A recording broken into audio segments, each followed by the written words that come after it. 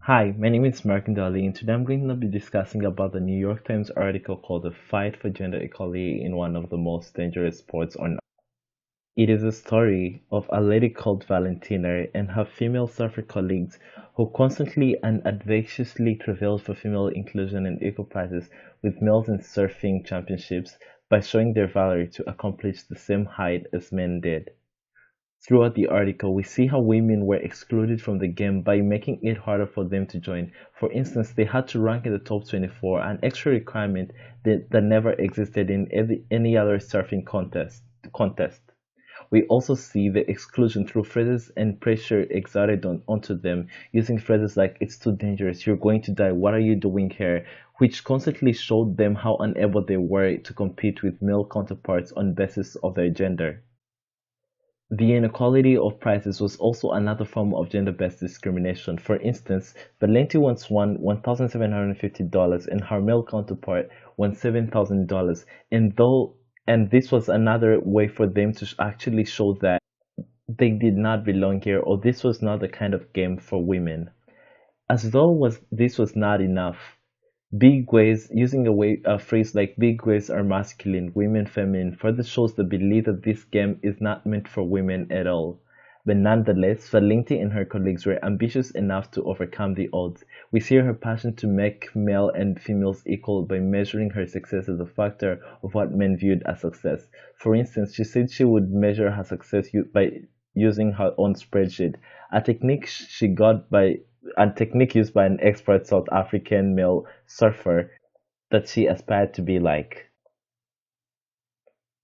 In order for the reader to engage in order for the reader to be engaged in this article while listening to the facts, the writer used techniques like show don't tell. In order to describe the feeling, emotions, and experience of surfing, the writer uses an experience that any reader can relate to in order to bring the overwhelming feeling and cocktail of thoughts for the reader to relate to the surfer being talked about.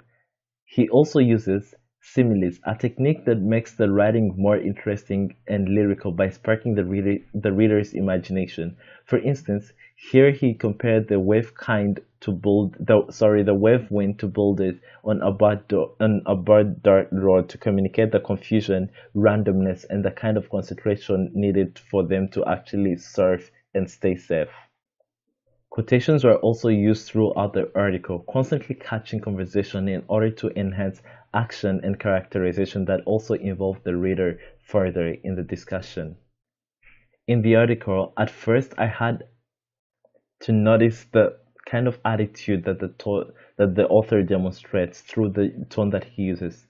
This is justified by his word choice, using words like plenty, too big, enormous, extreme risk-taking, career-defining moments, which was used to establish the tone through nuances that the author uses to persuade that the author uses in order for actually the author to persuade the reader about the capability of women to surf in this case.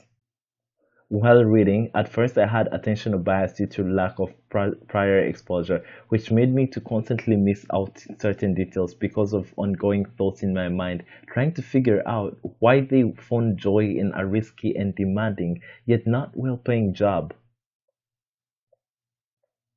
But reading further in the article, as well as getting to understand the biography of one of the female surfers and watching the Mervyn Lake competition, which was quite talked about in the article, I got to understand their source of inspiration and why this game was fun to them, which led me to reread the article more closely and was able to capture more moments and words that gave me the insights that I just presented to you.